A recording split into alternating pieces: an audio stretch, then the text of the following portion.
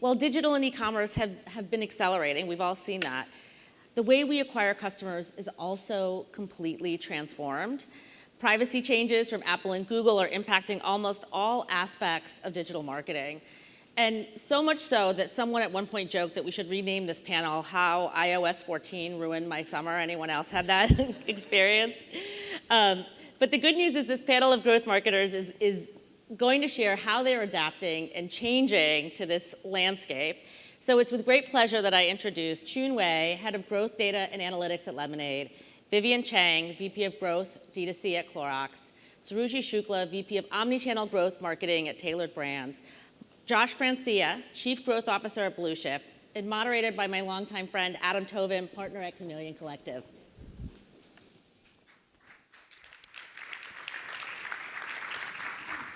All right. Thank you, everybody. This is going to be a great panel. We promise not to talk about the inner details of privacy legislation. This is really, what are we going to do as growth marketers here, okay? As Veronica mentioned, I've known Veronica for a long time, and we've dealt with these same issues. And really great to have a good set of panelists here to talk about this. So we're just going to go down the line. What we want you to do is your name and your title, what your company does, and then what keeps you up at night? Keep it quick. All right. Hi, everyone. I'm Suruchi Shukla. I'm the VP of Omnichannel Growth at Tailored Brands. And Tailored Brands is the parent brand for a lot of men's apparel businesses, the Men's Warehouse, Jose Bank, K&G, and then Moore's up in Canada. What keeps me up at night? I think it's really two things. One is the health and well-being of my teams. I mean, like a lot of you guys, we're struggling to hire. The business is booming, and so I worry about is the team getting burned out. But the second thing for me is measurement and attribution, because for us, in order to really be able to grow marketing, it's important for us to prove out the impact of marketing, and there's just we are still kind of scratching the surface on the measurement side. Great. My name is Chun. I'm the head of growth data and analytics at Lemonade. If you don't know Lemonade, we sell insurance. And we're trying to disrupt the industry with instant everything, killer prices, and a big heart. The last part is not just a tagline. We have a very unique business model that enables us to give back to our a good cause. And we just announced a 2021 version of our Give Back program. We donated over $2.3 million to 65 nonprofits. As kind of 5 to 6 years old company, I would say that's pretty good. So in terms of what's keep me up at night, two things. One, how we can continue to delight our customer. That is really challenging for insurance company.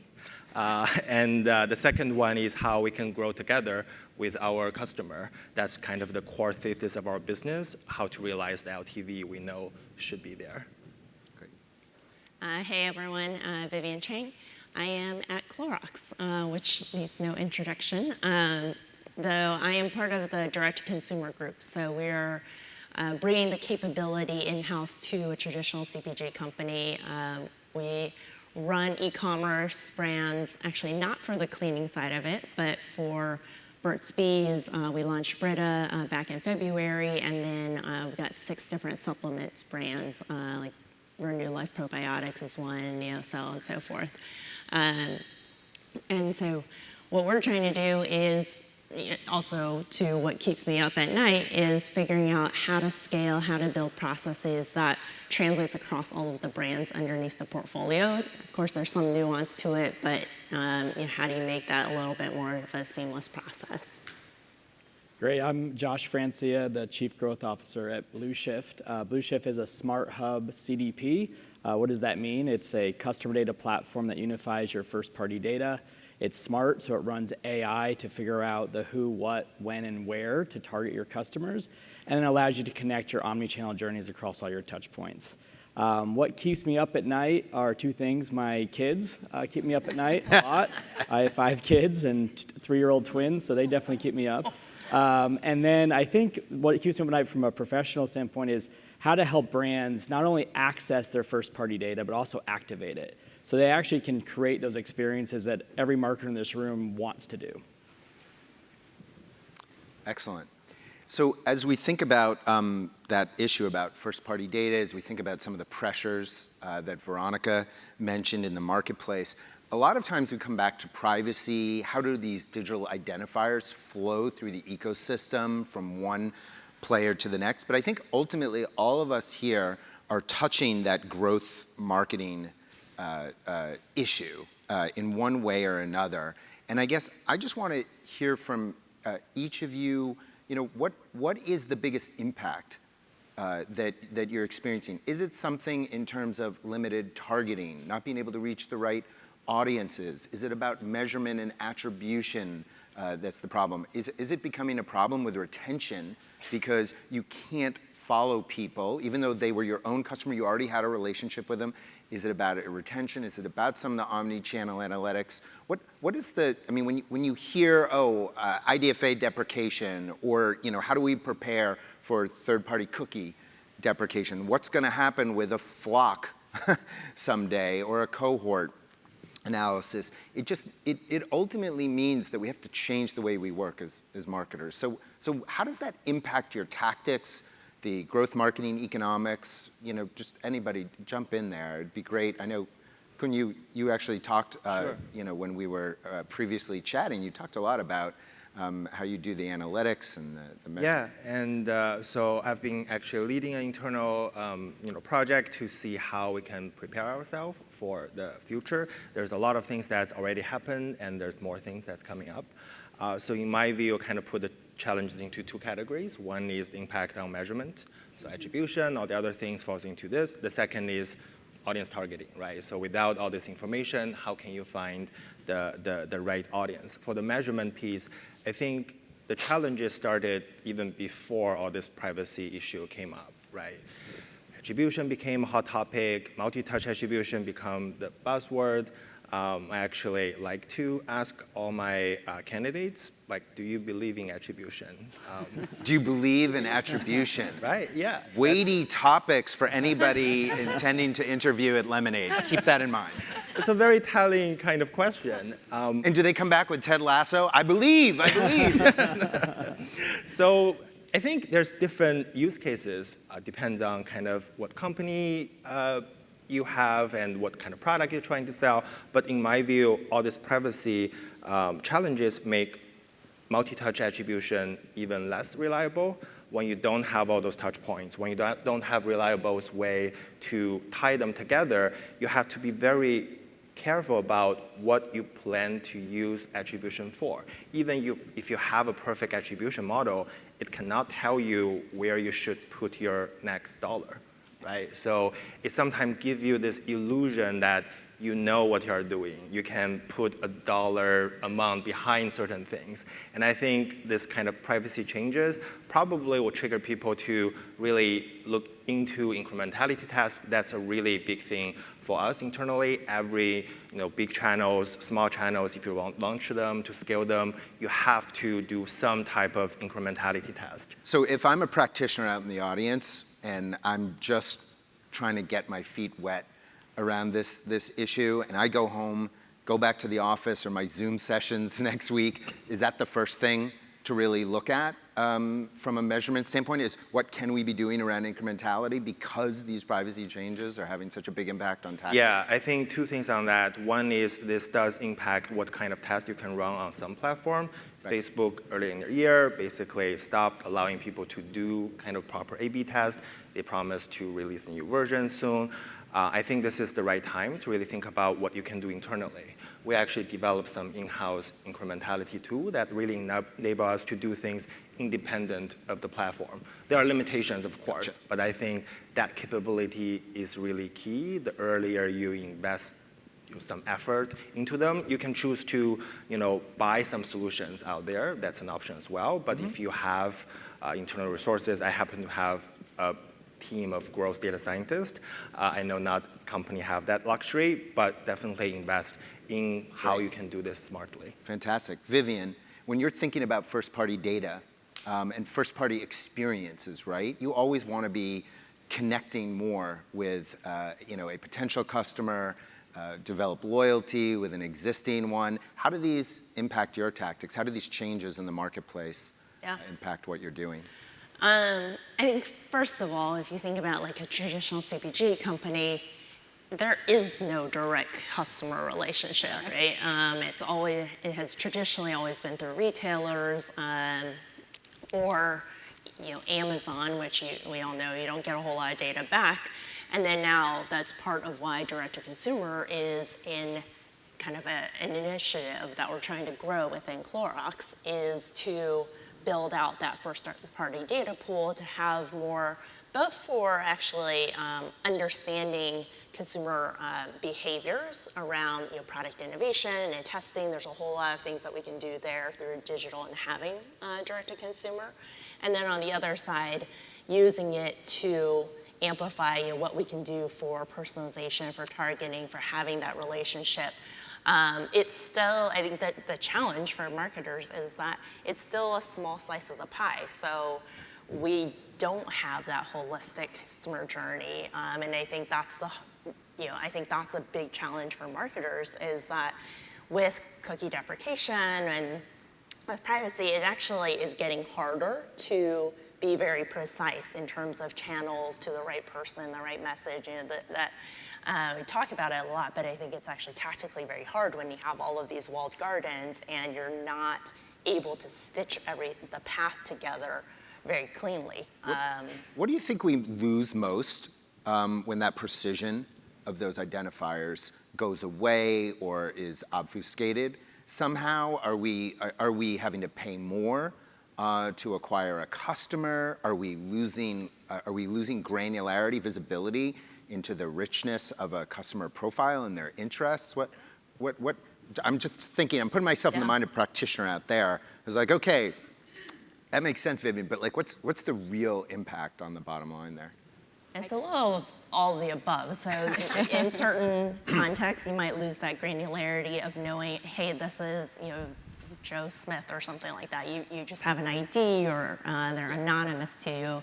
And so really, I think what loses out is that I think it's the end consumer, is that you're not able to have effective messaging that goes through the whole series, might have higher frequency towards the same person, because you're not able to really understand what that full picture is.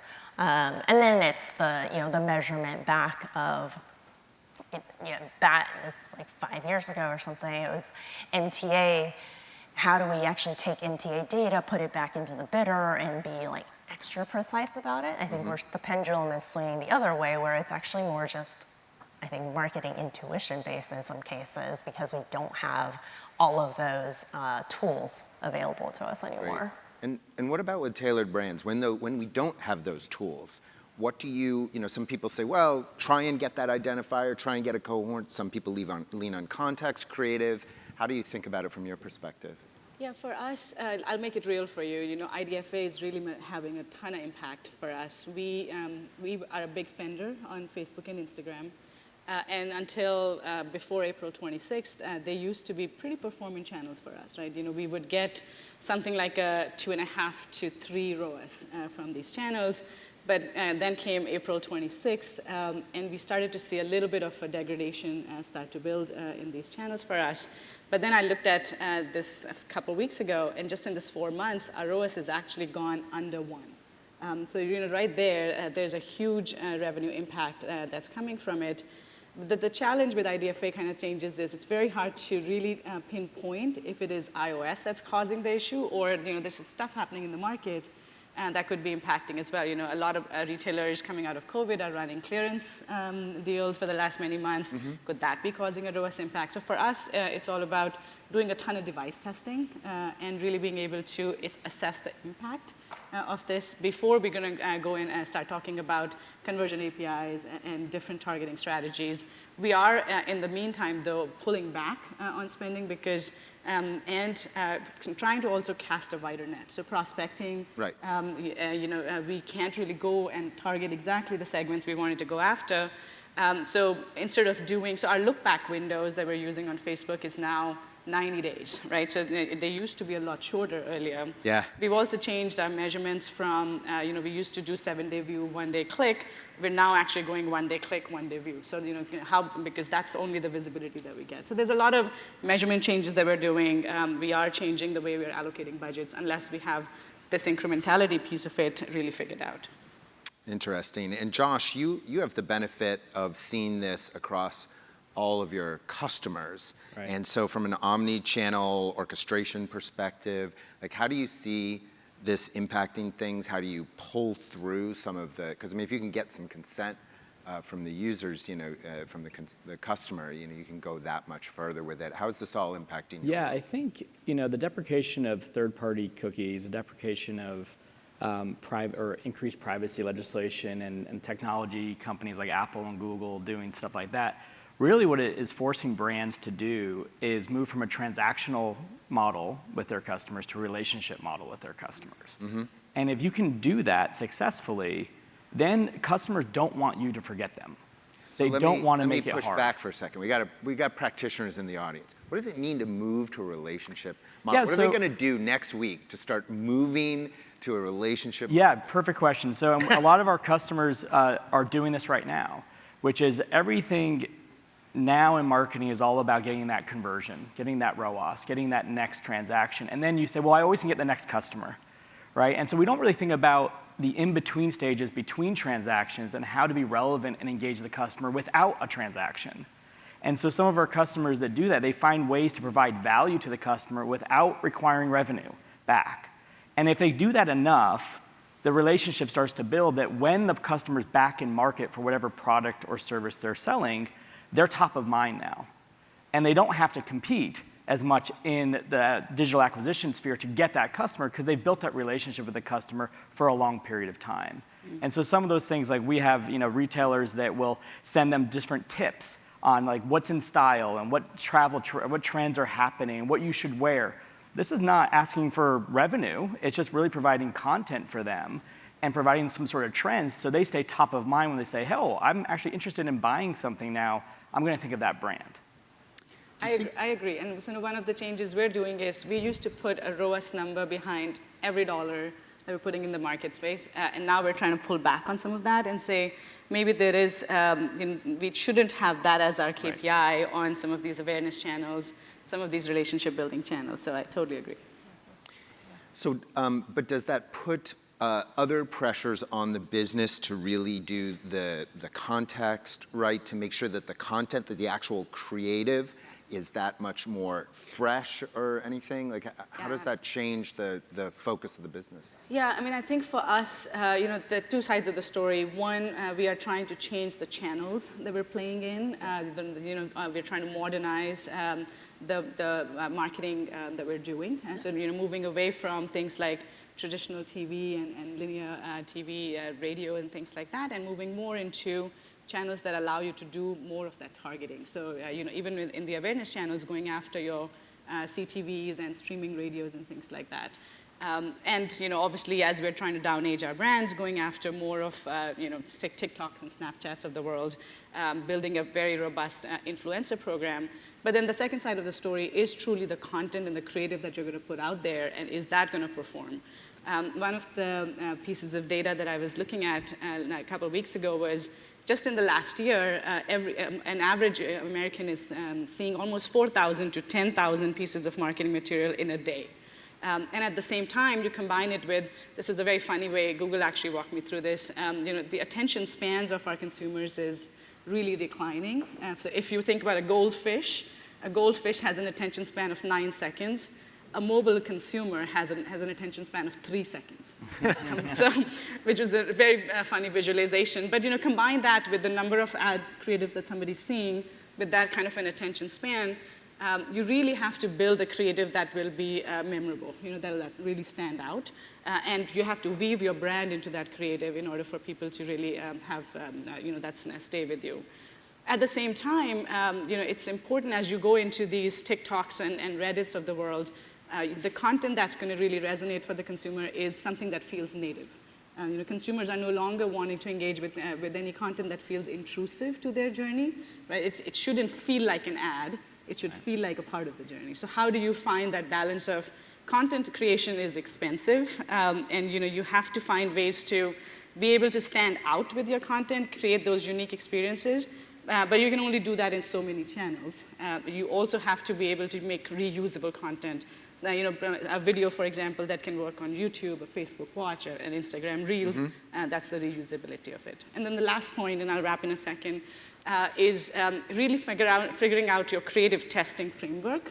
Building that discipline and rigor behind anything that you're putting out there, because that's the only way to keep your channels performant. So quickly test and learn and get the creative that's not performing out of the mix. So. Yeah, and it's incredible what you can do now with some of the testing, deconstructing an image and having hundreds, if not thousands of attributes, and finding out that just the presence of 3 or more people in an ad implies a family, it performs better. It gets past some of the local maximization limits that we've seen along the dynamic creative optimization and takes it to a And it's whole new interesting level. all the things you can find. So some people resonate with audios, others just don't. Like different channels actually work very differently with just even having sound or no sound. So that's the level of testing that can help you really, really get the right creative out there. Right, and it's different for apparel versus CPG versus when you're selling insurance. So when you are selling something, a product like insurance, I imagine there's a journey that you have to take somebody through. You have to explain the importance of it, because it does tend to be something, not to be very direct about things, but how often does a house burn down? It's like, well, Exactly. but you still need the insurance for it. Yeah, so in terms of the channel mix, we're actually moving in the other direction. We started with a lot of performance marketing. We had kind of some markets that we know we can easily tap into, but now as we grow, we actually want to expand more into offline, kind of the more traditional channels. But I don't approach them as kind of a brand channel, because usually I feel like that's a word that people use to group everything that's hard to measure under. It's like, oh, this is brand. We cannot measure them. So even when we do TV, we start with DRTV. We want to see, can we have some kind of signal? We understand for the more upper funnel channels, you cannot directly link that to a conversion, and you shouldn't, but you need to find some kind of signal so you know how to optimize. And with all the privacy... Is that click-through rate? Like, what is the signal? How do you... I mean, for DRTV, at least you do have, you can run some simple spot attribution model. You can look through kind of some of the journey to know what's the effective response rate, right? So at least you can do some optimization. But with the privacy, I think this probably make this channel kind of sexy again, right? Because ironically, when you cannot track someone down digitally, you'll find other ways to track them down. Direct mail, for example, can be really interesting. As you know, we are Leaf, and for us, it can be really powerful information, right? But the way to measure them needs to be reevaluated. I do think kind of marketing mix modeling may have a comeback moment, not necessarily the old way that you need 5 years of data, every year you refresh them, but there's kind of a new way to do some of that modeling. So you can see your absolute spend level, how does that correlates with your actual performances. So I think that can be really interesting. Interesting. Vivian, what about from your perspective? How do you see the need to change? Like, where are those things changing? Is it what he was talking about in terms of the marketing mix? Are you leaning more on upper funnel? Like, I think actually in some ways similar approaches in that, yes, there's the performance foundation, search, social, affiliate, I would throw in there. And then you have these, call it traditional brand or awareness driving channels that I think it's taking a new lens of optimization against it, but it's not necessarily asking those channels to drive conversion or a transaction. And so it is, I think organically this blending is happening between like brand and performance or growth teams out of necessity, in that performance is having to move a little bit more upper funnel, and then brand wants to, you're getting pressures to at least explain what the media dollars are doing, right?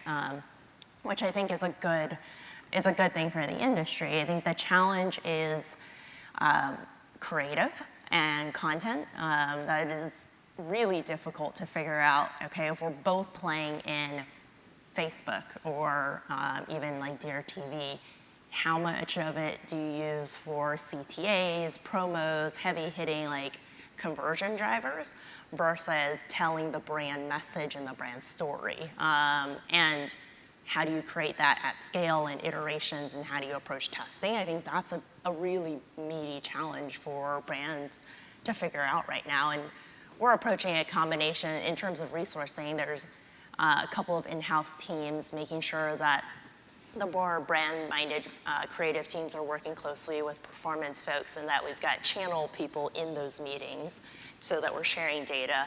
But then we're also tapping outside agencies, video content creators, influencers to get that volume that we need. And then in terms of channels, one of the things we're also looking at doing more and more is this content marketing and working directly with publishers for sponsored content, sponsored posts, and so forth, because we are seeing strong performance from that. I think that's also, podcasts is along those veins, right? Host read is, you get much stronger performance than a pre-recorded ad. And so it's really about the integrations into all of these different content places now. So we've talked about all these different mixes of channels and MTA, and then really just thinking about that audience and where you can get closer to them. I feel like we're talking almost like doctors and not really talking about the patient, not really talking about the user. Josh, like for the user, is first-party data really about the marketer, and are we gleaning that from channels where people respond to it and declare it? Or are we going to find a path forward where users have a little more control of that data? Like, how is that going to impact us? Because ultimately, that's about a relationship between the marketer and the customers. Where can you get that data? Where do you earn the right? Yeah, I think earning the right is critical, right? And I think there was a keynote earlier I think yesterday, that said we have to move from a platform view to a customer view, right? And I think that's very true. Like, there's obviously all these walled gardens out there will have data we will never be able to access. And that's okay, and that's their prerogative, that's proprietary information for them. But you can build your own walled garden, right? If you earn the right to do that. And you earn the right to do that by providing relevant experiences, relevant data, relevant messages, and a convenient experience for the customer to do what they want to do. And those two things are what customers want. They want privacy, but they don't want so much privacy that their experiences are irrelevant and their product and what they want to finish and do in their product, it becomes very hard.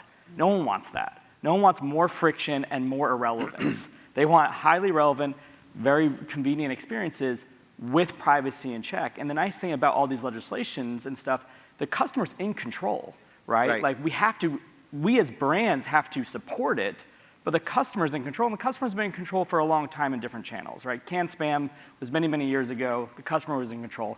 Now it's going to cookies. Now it's going to other places. So really for brands, it's how do you get it so the customer doesn't want to be forgotten? The customer wants to provide you more information because it makes their experience better. And it meets their expectations. And if brands can do that, then they're building their own walled garden. And they can continue to drill, get from that well anytime they need to. And then they're building massive value for their company and for their customers. I think that's so important. And really, you talked about raising it up to the customer's experience level. I mean, yes, we want to provide them notice and choice and the consent models and all the proper ways. But we talk a lot about privacy by design, which is incredibly important for us as marketers, as practitioners. But ultimately, we know it's still a long way until consumers really know about that. So consumers don't think about privacy by design. Right. They only hear about the news headlines when it's privacy by disaster, right? That's really right. When it comes out. Okay, so we're going to go rapid fire succession, only 2 minutes left. I just want to go down the line, prediction for next year, or some key stat someone can take away. Go back to their... I'll go with the prediction. I already gave a few stats. This is not going to be earth-shattering, but we all know that acquiring a customer has gotten more and more expensive. Just this year, 30%. I think that is going to probably grow even more as we figure out and adapt to these the changes that are happening around us. So for 2022, in my mind, is going to be the year of retention and loyalty.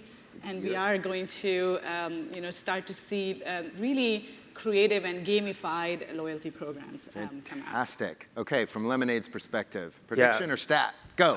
I'll do predictions. So I know we talked about we won't get into too much of the regulatory part, but I think 2022 will have the potential to have all the regulation mess up all those privacy initiatives. And so there's already, DOJ lawsuit against Google. There's just another formal complaint filed to EU Commission this year. I do think Google does have kind of an interesting approach, but how they can actually execute this depends on a lot of other things. And I think this can potentially mess everything up. And GDPR, for example, is not a good experience when you give this option to people that mess up all your website design and all those kind of things. So your prediction is Google will mess up? Yeah, probably. Vivian, prediction, stat. Prediction, I guess. Along the theme of what I was saying, I think the way marketing teams look is going to change a lot. Like, you now need content creators and creative who speak the language of data and that they understand the business context of everything. And then you need growth marketers, performance marketers that are not just quant focused and who can understand and abstract to what is that customer experience, because the intuition, I think, is really key for how do you stitch all of these things together to create a comprehensive plan. And we are over time, 10 seconds or less. Josh, prediction. Okay. Be smart, it's a stat. 81% of marketers that use AI to personalize experiences exceed revenue goals by 30% or more. Fantastic. Thank you, everybody. Thank you to our panelists.